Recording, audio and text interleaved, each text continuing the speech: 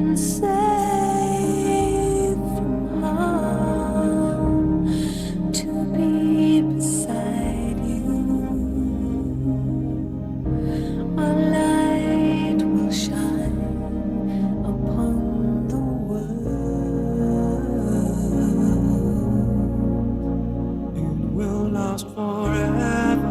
This love, it will never fade away. Never cause me pain. This love,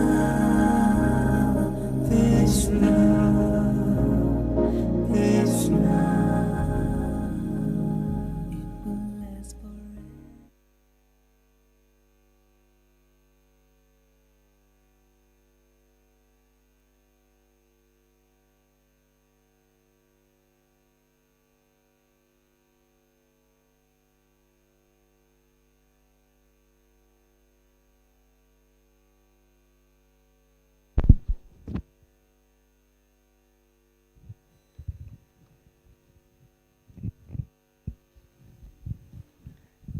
Om Shanti, and very warm heart welcome, dear DDG. We are so happy that you are with us today. Are you happy? Please clap one hand, yeah. And we have and we have also our sweet sister Claudia, and dear Didi Om Shanti, and welcome. Sister Claudia, she is from Peace Village, and she is also with us today. Thank you.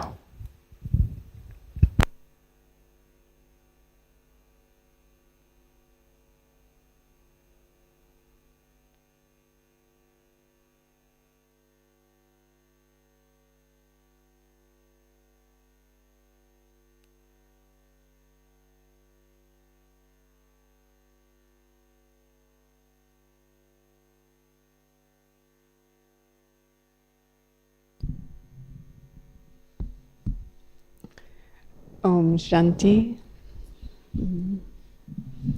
Good morning. So I have the honor here to interview Sister Janti. And just the topic is, I think I forgot to mention one word, Janti Ben. It's building capacity as a constant bestower. That's the topic. And I'm assuming all of us know very well Sister Janti, but just to recap, she is the another additional administrative head of the Brahma Kumaris worldwide. She's also the director of all the Brahma Kumari activities in Europe and the Middle East. And she has led the delegations at the UN in Geneva, especially for the climate change conferences since 2009. My personal experience of Janti Ben is one, actually, and I think I've mentioned this to you before, but my very first experience with the Brahma Kumaris, I was curiously entered into inner space in Covent Garden in 1997, and Janti Ben was giving a talk. And one of the qualities that I very much appreciate about her is this clarity of the intellect. And on that day, I remember something happened because my intellect opened wide up. The others is an experience of, in her drishti, is just clearing up my vision. So I feel there's this quality of clarity that's so beautiful.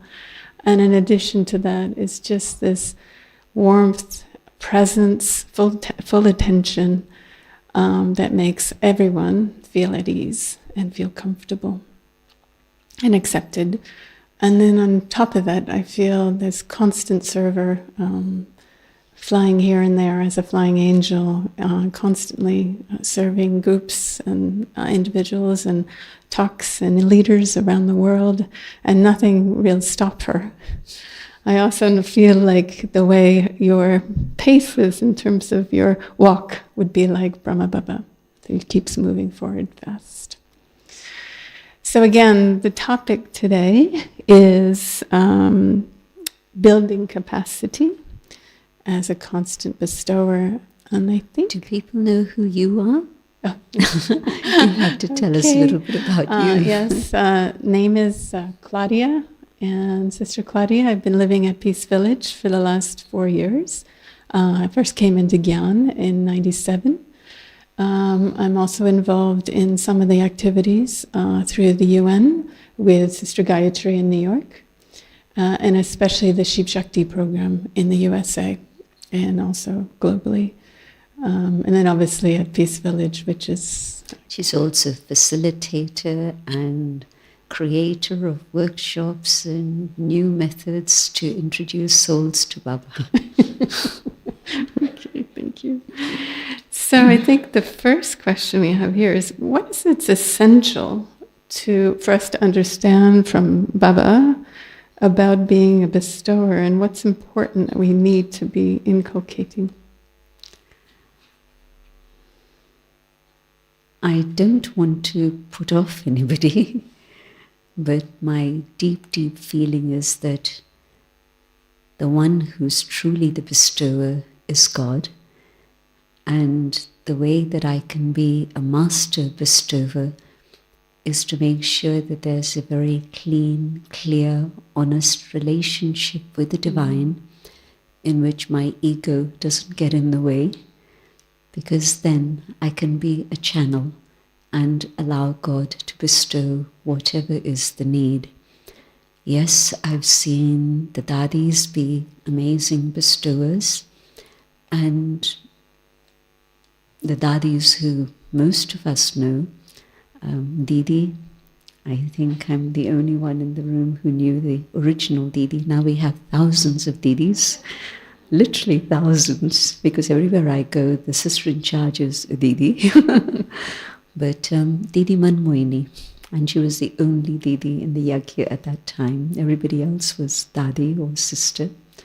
But Didi Manmoini, Dadi Prakashmani, Dadi Janki, Dadi Gulzar, they truly have been amazing bestowers. Mama, and it's been my fortune to have met all of them and experience how they were able to just allow Baba to work through them. And so I think that the best I can hope for is to be a master bestower, but that too, I really need to develop that very, very clear connection with Baba, not just when I sit to meditate, but at all times, so that then it is really, I don't know who's going to come in front of me, I don't know what's going to happen, and things become less and less sure and certain as time goes on. But to let Baba just work through each one of us. And I think that's going to happen. I think that as time moves on, all of us have to be bestowers wherever it is we are, because the scenes will be so overwhelming that we as just a human being or even a Brahmin won't be able to manage. But if I'm a bestower, then I just have to focus on that link with Baba and then allow Baba to work through me. And I think that they remember many, many angels. They don't remember just one angel, a host of angels. And so wherever it is each one is, and you all come from many different places, many different corners, so wherever it is you are, to let Baba work through you. And building capacity means removing the ego that's blocking Baba coming through each one of us. And ego is highly subtle, highly dangerous, highly toxic. But that's the work that I think we have to do most of all. And then, whatever it is that each one needs, maybe someone needs happiness, maybe someone needs power, maybe someone needs clarity. So I don't even know what it is they need. But Baba will work through each one, and they will feel that it was God reaching them, which it was. And this is, I think, the way that not only will God be revealed, but also the concept of God omnipresent will get into everybody's heads to such a deep extent that it's difficult to change it. But I think bestower and building capacity is really totally dependent on my connection with Baba. And I think, who met Dadi Prakash Mani? A good number. And so, of course, you met Dadi Janki and you met Dadi Gulzar. But each one of these souls, you saw how it wasn't their human personality that was in the way, but it was like they'd stepped away and Baba could work. And with Dadi Gulzar, of course, the amazing capacity to totally be absent and let Baba Dada work. And in a way, she was absent. She would say that Baba put me to rest, and I was resting. And so this is why when she would get off the gadi, and of course early days, those of us who met Baba in Om Shanti Bhavan, how many met Baba in Om Shanti Bhavan?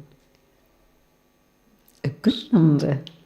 So you remember those days when she'd have come on the gadi maybe 6:45, no later than 7, usually earlier. And then the earliest she would get off the gadi would be 1 a.m. Sometimes it would be 4 a.m. and once it was even 10 a.m. So she'd been on the gadi for longer than 12 hours, and she would get off the gadi and just march away.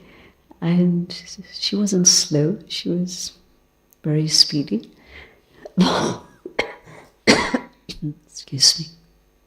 But it meant that, if we sit cross-legged on a gadi for 10 minutes, half an hour, that's enough. And then we fidget and we want to move and change. And even 10 minutes now, as the population of Brahmins is aging, even 10 minutes is not possible. But she would sit on the gadi and come off the gadi and walk as if she'd been sitting there 2 minutes. So it was definitely her ability just to step away and let Baba rest her, and Baba would be working. That was the extreme example in a sense. But the other dadis too, you could just feel Baba through their drishti, through the words they were saying. With Dadi Janki, so often she'd be meeting people who she didn't even know. And we'd give her 2-liner information. If we tried to feed her information beforehand, she'd be occupied with so many other things that you couldn't do that. And so it would just be a 2-liner in front of the person. But she would say something that would touch them. And afterwards they would say, I didn't ask a question, but Daddy knew what was in my mind and answered the question. So being a bestower, just able to give, but only when I've finished the ego of I. What would you say are those subtle checkings that you found are important to remove? If there's still any thought of sorrow, why do they say this? They shouldn't have said this, and it's causing me a bit of pain, a bit of sorrow. Well, that's my ego. Sorry if this keeps coming up, it's on the way out. Or if there's the thought, it should be like this, I am right. That's my ego. It's the drama. So whatever is right is what is happening. And yes, I can make sure I'm accurate, but drama will move in its own way. And each one has their own destiny that will play out. And I can't make anyone do anything differently. And so these are some of the aspects of ego that come up in a very human way, a very natural way. And we feel, but of course it's right, this is wrong, and so it shouldn't be like this. Well, who am I to be the judge? I don't know what's behind whatever is said or whatever has happened. There's 1,000 things that have happened before this particular thing happened. And so I just have to make sure that my stage is right. Beyond that, I have no control, either circumstance or people. Have you tried to change anyone? But I'm surprised no one else is acknowledging. I'm sure everybody has tried to change someone in their life. If only they could do. And it doesn't happen. So Baba will say, well, when you're pointing here, 3 fingers are pointing here. So can I change myself? And if I can change myself and become a cleaner and more clean, more pure instrument, then I'll stop complaining. Why? And it seems that that's the example. Is the mic okay for you? Is that okay? Can you hear? Yeah. It seems the example you gave with Daddy Janki was she had such a clean heart. Baba's been talking a lot about more subtle than is with our thoughts, and he's really in the 18th of January, Milan Murli, he talked about needing to be removers of all waste. What is it you feel that is still we need to realize in order to make this fast effort? I don't think we appreciate so deeply as we need to how deep body consciousness is. I'll give you one simple example. I didn't know what is anger till I was about 25. I knew what it was to get upset, but I didn't think that was anger. And now Baba's told us getting upset is anger. So anger in its gross form, I didn't know till around that age, and by then I'd already been living in a center for a few years.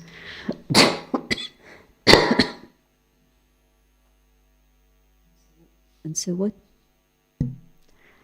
what was happening was that you were expecting people who said yes to follow that through in terms of service, not for you, but for service. And then they turn up late, or they didn't turn up, or something. And so I'd get angry. First it was a bit of irritation, and then when something went really wrong, I got angry. And I realized that it's very deep and I have to change. Until it came out in that very aggressive form, I didn't even think I needed to change. But when it came out in that way, I realized that I need to do something about it. So I think that we don't always appreciate how deep any particular sanskara is, and not just anger. Anger is deep for many, many. We don't know how many births we've had to deal with it. And it's there, like even getting upset is anger. Baba's interpretations and explanations are so vastly different to what the world says that you really have to be in tune with Baba and catch what Baba is saying and know that it's for me. Not just what Baba's saying is beautiful or powerful or interesting and it's for everyone else, it's for me. And so when I take it on board and I really feel that it's for me, then from that moment on, I'm going to start changing. Whilst my vision is out there, they should change. I'm not looking at myself. And when I start looking, and then of course whatever else there may be, the attachment, the anger, the greed, the deepest of all is ego. And so my identity changed from here to here, and that happened 2,500 years ago. And so we've carried that with us for a very long time. And the amount of time I've invested in practicing soul consciousness is nowhere near the amount that I've had of ego. And so I don't think we realize how deep our effort needs to be to go deeper and deeper inside. But this is why Sakar Murlis, every single Murli, how many times in one Murli does Baba say, be soul conscious, have the faith you are a soul. Very often Baba uses this term, have the faith that you are a soul. So my belief system, my faith has to change away from I am American, I am Indian, I am white, I am brown, and culture, customs, food, all of this is associated with this. Mm-hmm. One person I know loves Madhuban, and for the first few years she would come and spend long days in Madhuban. In those days it was a little family, and Daddy Kumarka used to say, yes, stay longer, stay longer, stay longer. Nirvai Bhai used to say, you want to change your ticket? I'll help you change your ticket. And Daddy Janki would say, when are you going back? It was very interesting. And so, get back. But there was one thing she would always miss in Madhuban: fresh baked bread. And she'd come back to London, and especially we were in Tennyson Road in those days, and so it's a tiny little house. Some of you have seen it, some of you haven't. But as soon as you enter the front room, the corridor, the kitchen is a few feet away, and so the smell of fresh baked bread. And so as soon as she stepped into Baba's house after having been away, this is what I've been waiting for. But it's culture, isn't it? You grow up with something, and so that's what's there deep in your memory, in your tongue, in your taste buds. And so for some it would be pakoras. You smell pakoras being fried.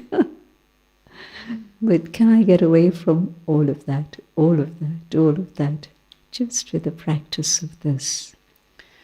It seems that is also, I think for me, I'm in this mode of what's the fast effort, because Baba's wanting, especially all of us, the last so fast. I know that the UN often refers to, especially for those in the secular world, the spiritual trajectory.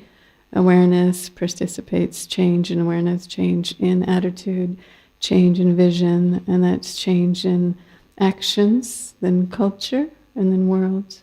Can you start at any place? Because the one thing about a lot of the work that I've done in the world is really looking deeply at the social, cultural context and how that shapes our behavior. And culture, you're right, is so deep. Is it a matter of patience and maturity and practice, or is there some deeper secret that we can all learn? I think this deepest secret is to really go into the subject of awareness. But where is it that awareness begins? It's what I'm thinking about. Mm-hmm. It's what I'm churning. And if what I'm churning through the day is you, and you, it's human faces and human ideas that are coming into my consciousness, then to get to awareness is very difficult. And so you have to start just at a very simple level of thought, which is why Baba doesn't even use this word smriti to begin with. That comes later. But just my thought patterns, sankalp. What is the quality of my thinking? And for some, food dictates everything. And that's not a joke. Mm-hmm. It really is something that is a very powerful motivator. And maybe it's because in some birth I was deprived. Maybe I've noticed this. The people who grew up as children during the Second World War in the Western world, they have a big thing about food. But, you see them, they're now 80 years old, and they still have this big thing about hoarding food. But it's going back to their childhood when there was no food available. And so the little that you got, you tried to make it last as long as you could. So maybe it's of this birth, maybe it's of past births, who knows. But just check, what is it that I spend the most of my time thinking about? And it's not necessary that it's because somebody has virtues that I'm thinking about them, but maybe somebody has been behaving what I feel is badly towards me. It might be my perception, but that's how I've taken it. And maybe that's in my mind. I wish they would change. I wish they'd stop doing this. I wish they'd, whatever. It's like when you have an exam, then even if it's a driving test, not even a big exam, but it's in your mind, at the back of your mind all the time, and you have a moment to spare and it comes in. And so just check, what is it that's popping up in my mind again and again and again? My grandchild, again, people have raised children being in Gyan, and they were detached from their children, they were quite maybe even strict with their children, and the grandchild comes along, all the rules go by the wayside, detachment is forgotten. And I see this happening all the time, because now in London we have sisters and brothers who are now 50 years in Gyan. And so very much it's the children, grandchildren. So let me start working on that. This is why Baba keeps emphasizing just a simple thought. I'm that eternal soul. Different ways to put it. I'm God's child. I'm the inner light. So different labels, but different thoughts to just bring you back in here.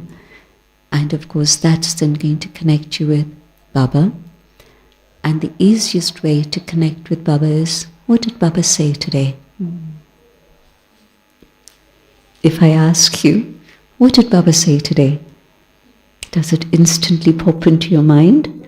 Or do you have to scratch your mind a bit? And then you begin to remember one sentence, a few sentences, and then of course many points come up. But it doesn't instantly always come up in everyone. And that's because between the time I heard the Murali, my thoughts weren't with Baba, my thoughts were with everything else that's going on, even in Madhuban. There's so much interesting activity, many people to meet. Oh, I haven't spoken to that one, I wonder, And so there's a lot of distractions if I allow it to be distractions. If I say, yes, I'd like to meet you. What is it about Baba that you love the most? I turn my conversation to the point where Baba is the focus. And so if I'm doing that, then yes, I'll instantly remember, what did Baba say this morning? Otherwise I won't. And so bringing Baba and Baba's Gyan into my thoughts, which is why Baba talks about churning. Churn Gyan. The more you churn Gyan. And this is then, of course, the other problem that we're facing at the moment. We have a whole range of amazing teachers. When it was the Dadis, at least it was maybe 6 or 8 Dadis. And usually, what you would feel in their presence is Baba's presence.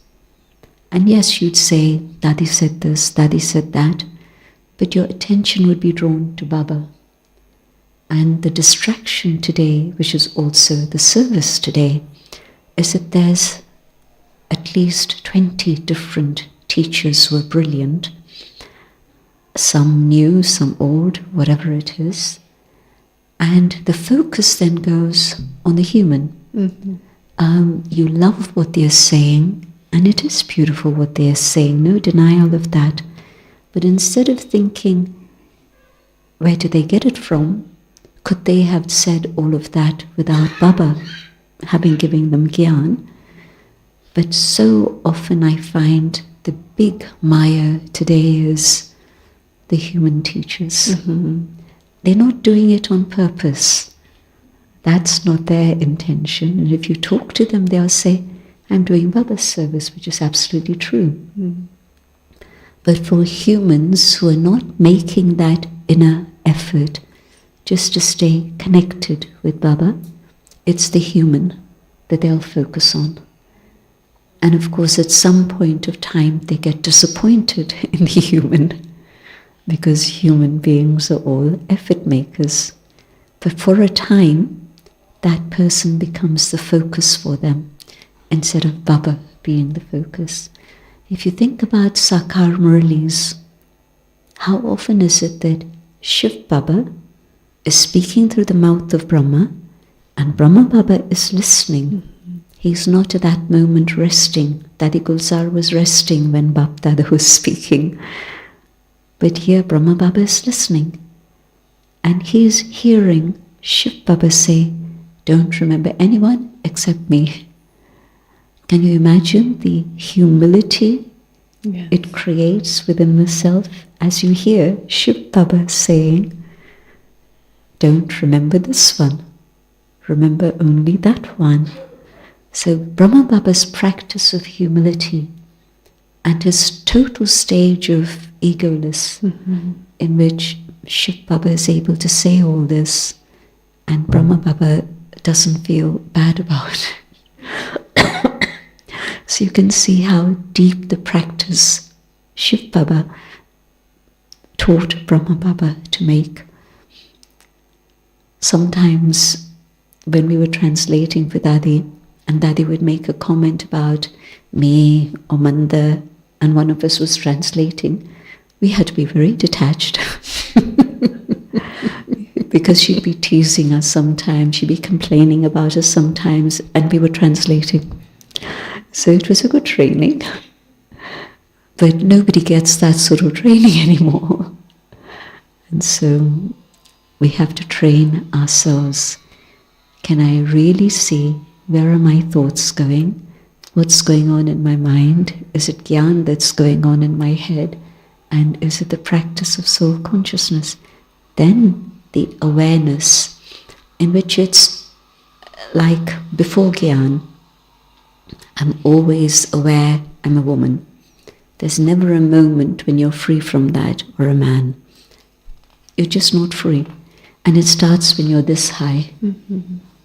I mean, you see little boys pushing little girls around. Really. And it's still happening today, in a day when there's supposed to be equality. It's not. It's not. So, getting rid of that awareness. I, the soul, God's child, the shining star. It has to be so deeply, deeply practiced.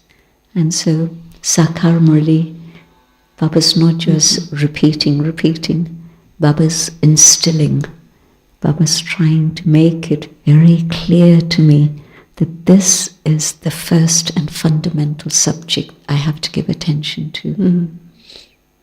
Do you feel that many of us probably fall into this trap of saying it's almost like a check mark? We think we've got that. And then the other aspect of this is practice. How have you found it to, because I think for where I'm at on my own journey, it has to be enjoyable and interesting. And I think the other thing that's coming back in is making it playful. But I have been a studious student in life, and sometimes I actually didn't have any other, what do they call the extra courses, or that were more fun, and I really wish I had, because I was very going for core and being very serious. But I feel I'm at a stage where it has to be enjoyable. So what do you feel? Because especially with the churning, what makes it enjoyable for you? Well, just even the practice of soul consciousness, if I can just check, am I seeing the shining star in you and you and you? Here's somebody going on about whatever it is they're going on about. Can I still keep smiling and seeing them as a soul? There's nothing more entertaining than life. When you see it that way. I see it that way, yes. And when you think about drama as, something deep and serious, that's not how Baba's seeing it. Mm-hmm. Baba's saying, have fun. Baba's saying, laugh and sing. And if you keep laughing and singing, you'll get there. Mm-hmm. More quickly than otherwise. You'll get there anyway, maybe, but it'll be a greater experience, a beautiful experience. We saw this in Daddy Janki, very serious early days in London. There was somebody who had been with Daddy in the 70s, then they left to go on holiday, and they came back in the 90s, so it was a long holiday. And by the time Daddy was then in Global Cooperation House, and when he'd been with Daddy, it had been a group of 20 people, and her classes were powerful and intense. And by the time he got to Global House and he saw Daddy addressing 300-400 people every morning, that was morning class, 300-400 people, and she'd be making them laugh, she'd be making them, and then finally, towards the end, it was 5 minutes class, and then she'd say, who can sing? And somebody would stand up and they would sing, and then she'd ask the sound people to play the dance music, and she'd be tapping her feet. So there is a change and it's a needed change. I see how Daddy's service in those early days created, I've mentioned somebody went away on holiday, but there were dozens who stayed, and they became teachers for the world. The people all of you know now, they were trained by Daddy. So it was because she was firm, she was serious, she was strong, and it has to be like this. And then later she also mellowed, they mellowed, and today it's a different world anyway. But yes, it needs to be enjoyable. So seeing each one as a soul is very enjoyable. And you can keep checking yourself. Am I remembering what they were like yesterday? Or am I seeing them as they are today? Or even better, am I seeing them as Baba sees them? And every scene of drama can be a smile. And in some ways that what the feeling is that you tap into, how Baba says that it's second by second, there's newness in the drama each second, to be present in that. That's what brings the joy. Definitely. Yeah. And also because you know that whatever it is now is going to change. Here's somebody being very stubborn and obstinate, and see them as a soul, Baba's child, see the speciality, and they'll change. And if you keep seeing them with the vision of yesterday, the response you're going to get back from them is like yesterday. There won't be any change. Interesting. So what I'm also hearing in what you're saying is that it's vital for us to return to the Murli, the days Murli, either in our thoughts or in revision, and that's where we're going to get the power. And that's where you're going to get the direct instructions from God. What did Baba say today? And am I using that in my life today? So the whole thing about using Gyan is practicing what Baba told me this morning. Then it's different every day.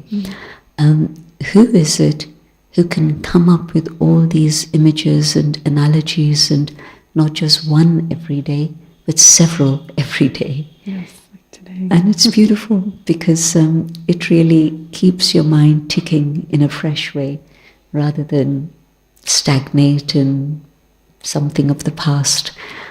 Just take what Baba's giving today, and then you can be a bestower.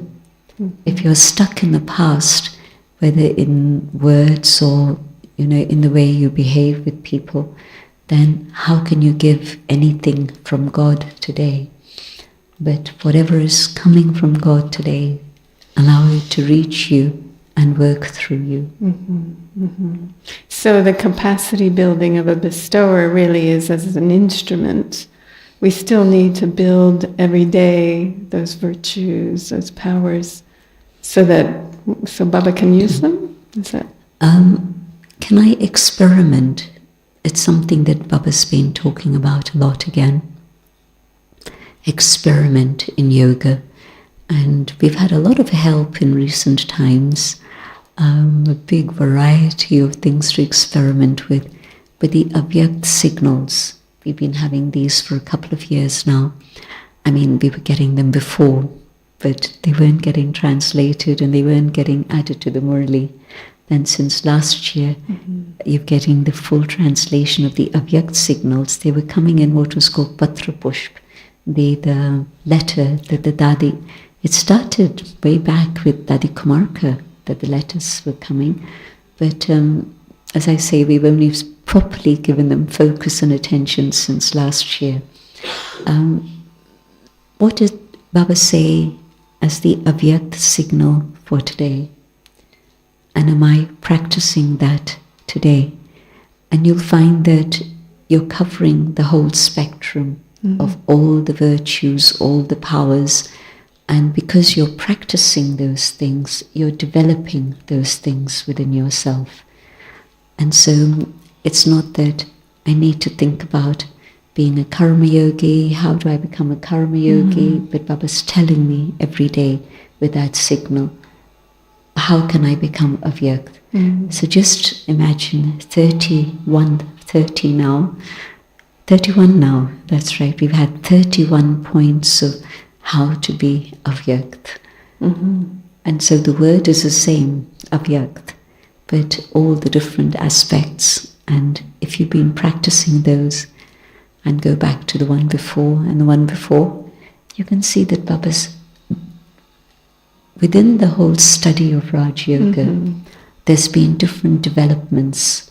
And the development in this case now has been the focus on one particular quality and working on that level in different ways within that one quality, so that we first even understand what that is. Because, say for example, like this word karma yoga and avyakt, we always used to say we don't have time. We don't have time for practicing all of this.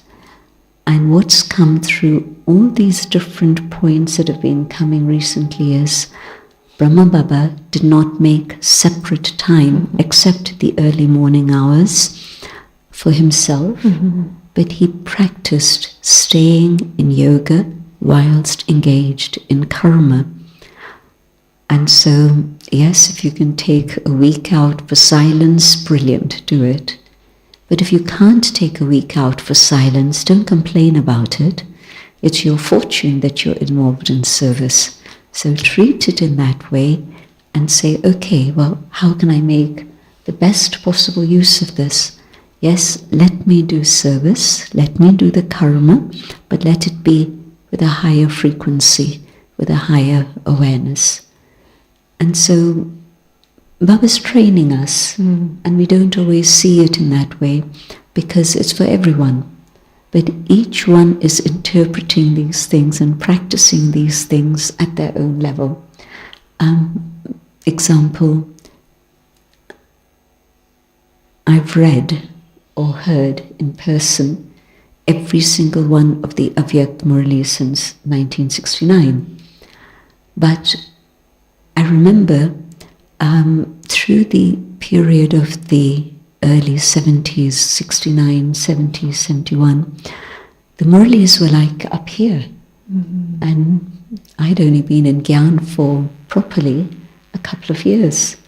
And so in my mind, it was always that Baba's saying this to the dadis.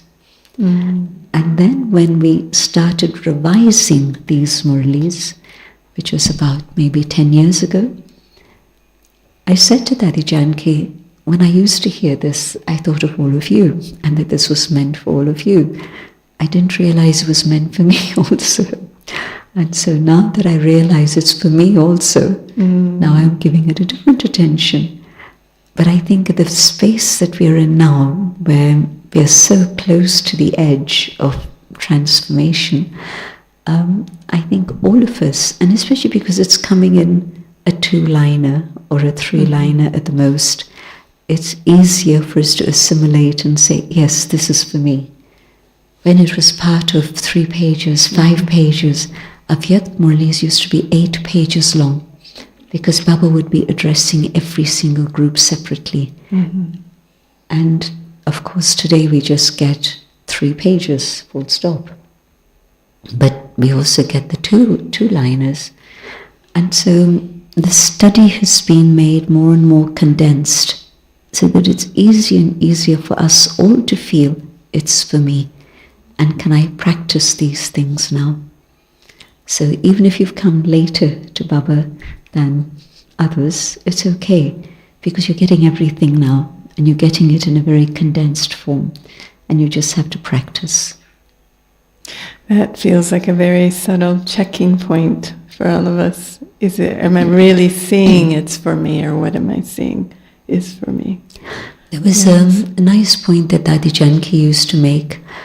She never sat with paper and pencil or pen and paper, because way back early days, in the days of History Hall, when she did sit with notebook and pen and Baba was speaking, Baba said to her, "Don't look at the paper, look at me." And from that time on, she stopped using pen and paper, at least for notes. And then she would say, in the last period, the Avyakt Murli is a mirror for me. I'm checking to see what it is I've done already and what more I need to do.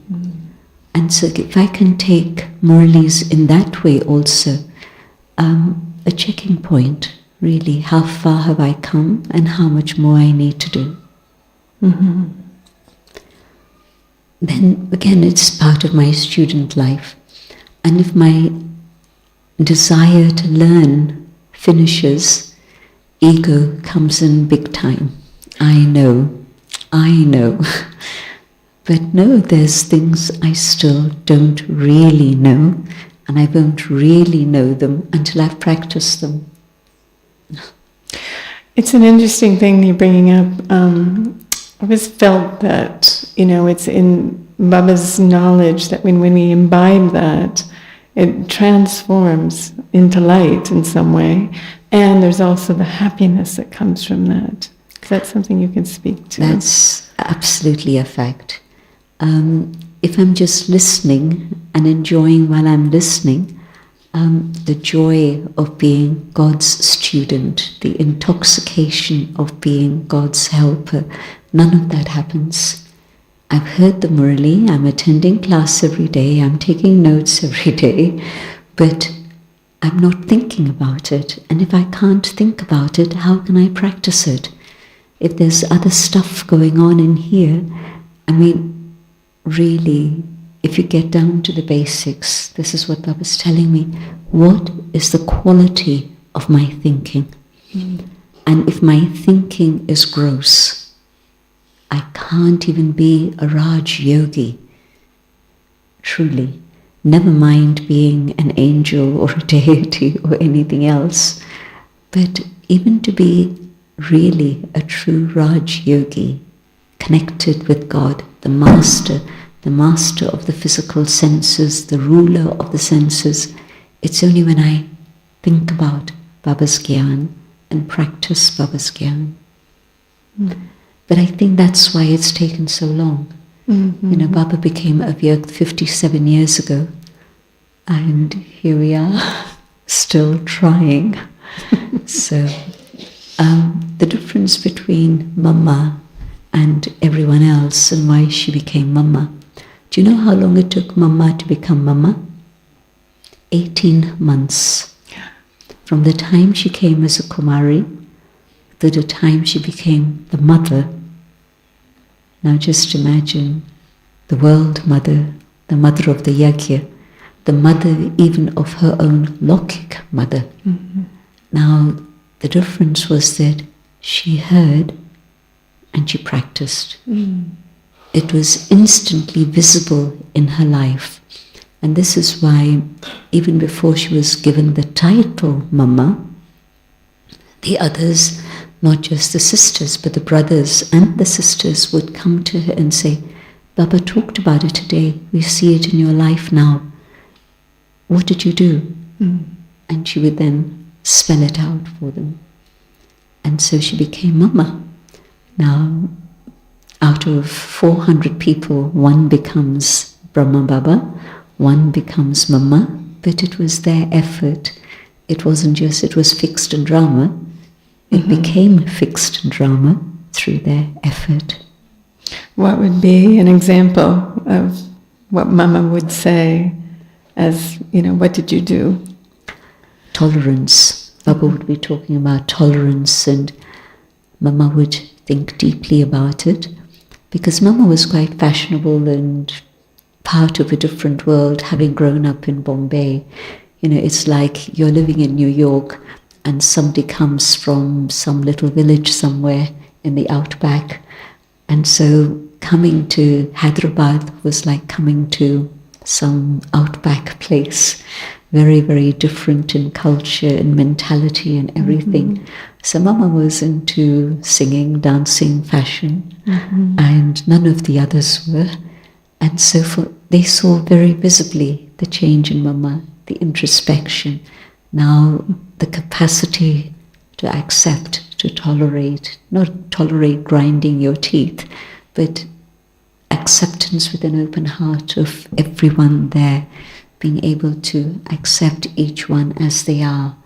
Now they saw that change in Mama. How did you do it? And she'd explain. Nice. One of the things that we were talking about earlier, but a unique capacity is, especially of you and your role in service in the world, is to be abreast of what's happening. We're all, in the world, but not of the world. And for many of us, I know for us who live at Peace Village and others, sometimes you can feel a little distant from the world and from the sorrow that souls are experiencing. And so what would be the role, that, how much, or is it a form of motivation versus distraction? I think it's up to each one to decide what is the limit. Because Dadi Kumarka, Dadi Gulzar both used to read the newspaper in the afternoon. After lunch, there'd be free time, and they'd both be reading the newspaper in Hindi. So they kept up with the times in terms of headlines. They didn't spend more than 10 minutes reading a paper. Some people want to read every single word. Or nowadays it's not so much newspapers, it's whatever comes up on your screen. You can get a summary of the news of the world in 3 minutes, right? It's a 3-minute span. So why do I need 30 minutes reading or finding out the ins and outs and the detail? There's a flood somewhere. Well, it's useful to know that. Am I thinking about Baba's children? Do I need to phone them? Do I need to send them a message? Worse than floods, it could be anything else nowadays. But can I at least be aware of what Baba's children are doing and what's happening to them everywhere? I remember I was in Costa Rica in September, just for a few days. And very soon after that, there was such a huge flood there that the center had water up to here. Their refrigerator wasn't working, the gas cooker, everything, and of course you can imagine the rest. So just to send them a note, how you're doing, what's happening, and they're happy that you remembered them and you're concerned about them. So even on a very human level of the Brahmin family, it's so important. Right now, the situation in Iran, and somebody sent a message that I wasn't aware of it because I haven't been able to read anything of the news for the last 8-10 days. But when I read this message from this Brahmin, that there are thousands being killed there, can we have some yoga? And then the next message she wrote, I haven't been able to be in touch with anyone, but today one of the sisters in Tehran phoned me and said that the Brahmin family is all fine. But everyone knows someone who's been killed. But the BK family is okay. So, example of why it's important to know what's going on. But do I need to get into the detail? One is to get into the detail, but the other is to take sides. Am I going to take this side? Am I going to take that side? It's Kali Yuga. I think the side is okay, but I don't know what's below the surface. I think this side's okay, and there are people telling me, no, it's not okay, but they don't know either. And so not to take sides. That's again a very important lesson I learned from Dadi Janki right at the time of the fall of the Twin Towers. She was asked to give a message that same day, and she sent a message of remember peace, remember God, something like that. But within that, the sentence I never forget is her saying, it's important not to take sides or pass judgment.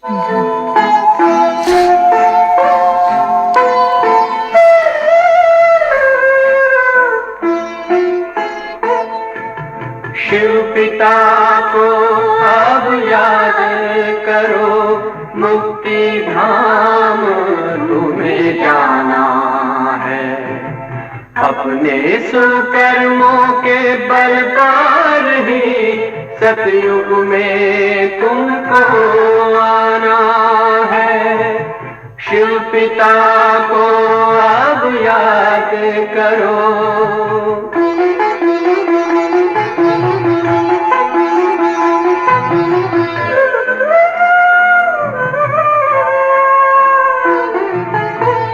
संगम का स्वर्णिम युग है, शिव पिता फिर से आया है। ब्रह्मामुख से शिव बाबा ने वही गीता ज्ञान सुनाया है। कलयुग का अंत अब आया है, विकराल विनाश खड़ा आगे। अब हम सबका शिव पिता ने बतलाया है। शिव पिता को अब याद करो।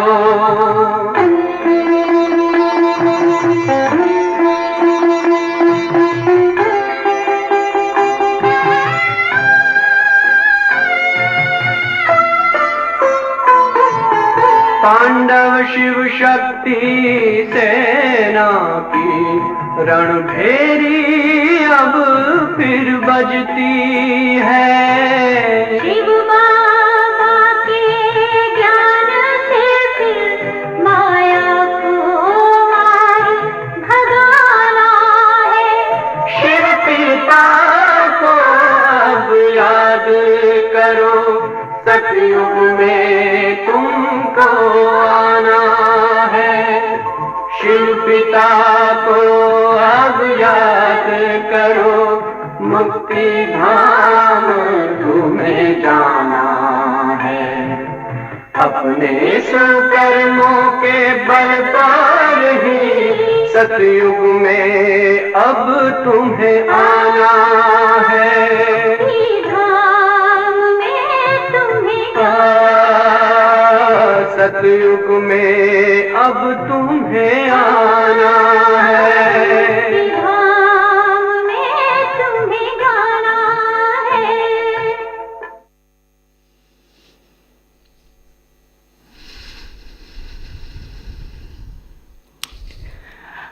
I have many more questions I would love to ask you, but I think what we'll do is give you the opportunity to take us into meditation. But I think, thank you so much for being here. And I don't know about all of you, but this aspect of really getting back to basics, to really checking our thought patterns and really being honest with ourselves about that, and then changing that and allowing that to bring that lightness and that joy is one of the things that I'm taking from today. So. One of the things that came to me just now was, if you want to be a bestower, you can't take sides. Baba is a bestower for all, not for this side or this side. There's no goodie and baddie. And so I also have to learn to be as neutral as Baba in that way, and really not take sides, but be able to be up above, so that I can see that all this is part of the unfolding scenario of drama, and you don't know what's below the surface. And that was one of the questions, was how to move from limited to unlimited. That seems... I have to be up above. That stage of not just being an observer or a witness, not getting into feelings, but just simply facts. A witness has to relay facts, not feelings. But even up above, beyond that, I just have to be with Baba, the one who's the bestower for all. Thank you. Thank you for your questions. Good. Okay. You want a meditation with a commentary or just silent? That's a meditation with a little bit of commentary to Okay. kind of bring us to close. We've about 10 minutes. Okay. Stay.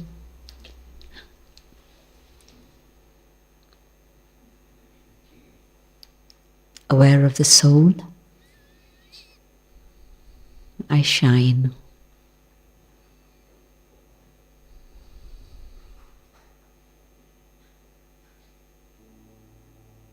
I connect with Baba and feel the light, the love, the might reach me from the source.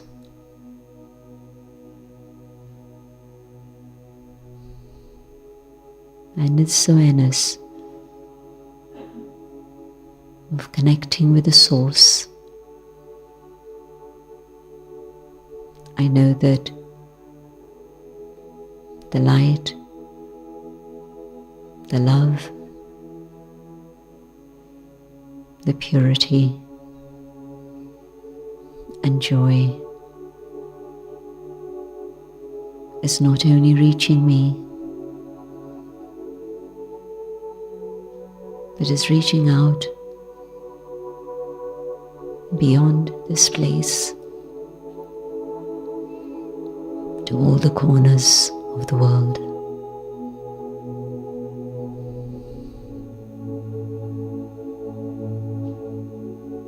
Baba's light is making souls realize that it's time for something new. It's time for change.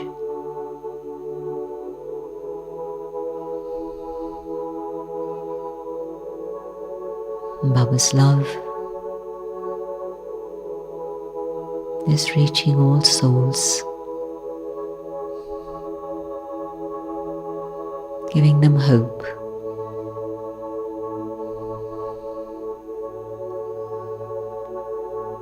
That there can be a better future.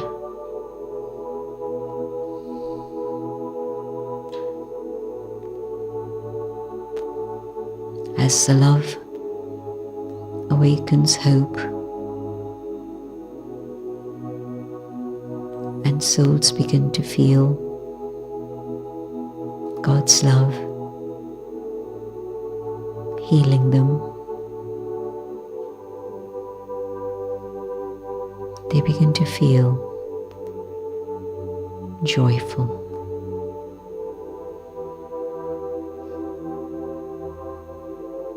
The dark night is coming to an end. The day is about to begin.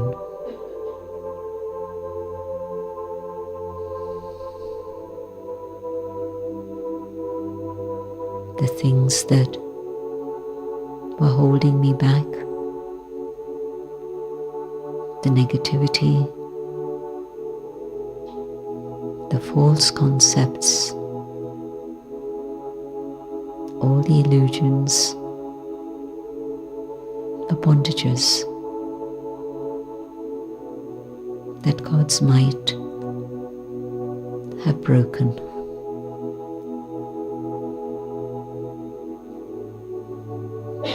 In this awareness of the Almighty, who is also my Baba, I know that Satyuga is very close.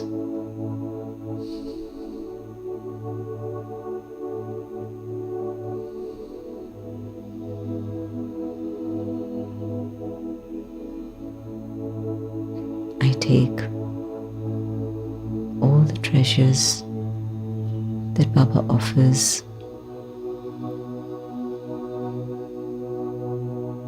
and as I use them in my life,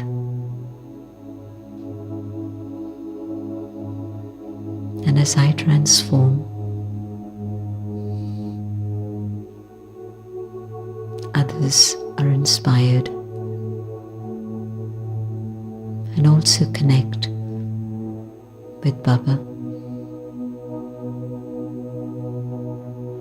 so that they too experience transformation.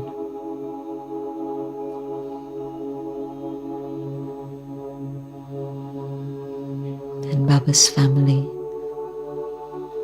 continues to expand, but also become more and more powerful.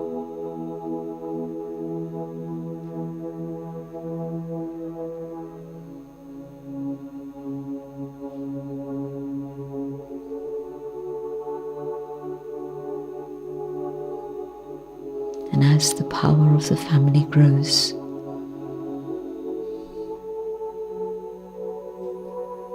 and each one becomes an instrument through whom Baba can do his work,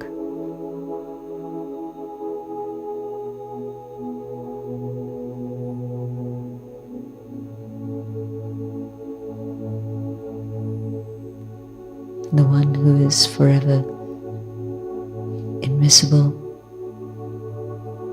and incognito is made visible and is revealed through each and every one of us.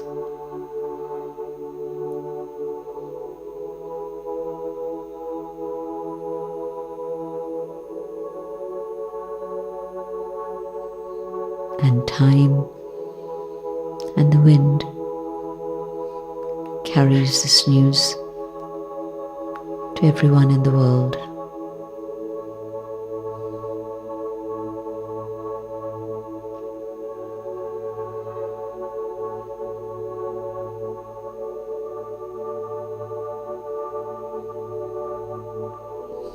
Baba the Bestower showers each one with all treasures.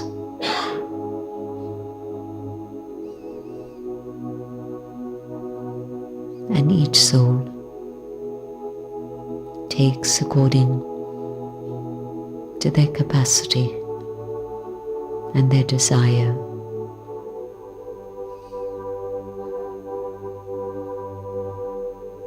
Each one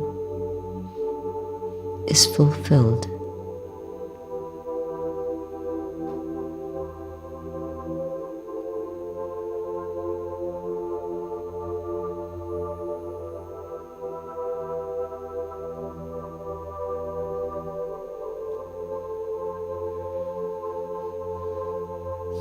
And we help Baba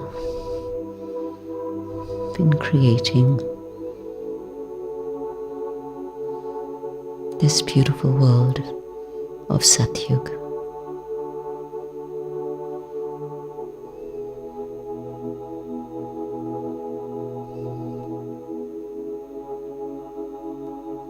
Om Shanti.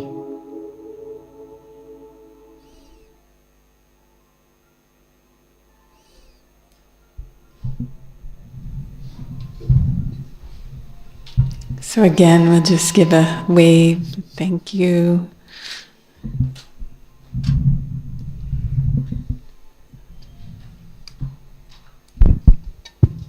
Oh, thank you, Sister Jayanti. On behalf of our little group, we must be about 75 souls. And so we're delighted that you took time to come and share with us. And through you and your words and your vibration to connect us to the yajna, the heart of the yajna.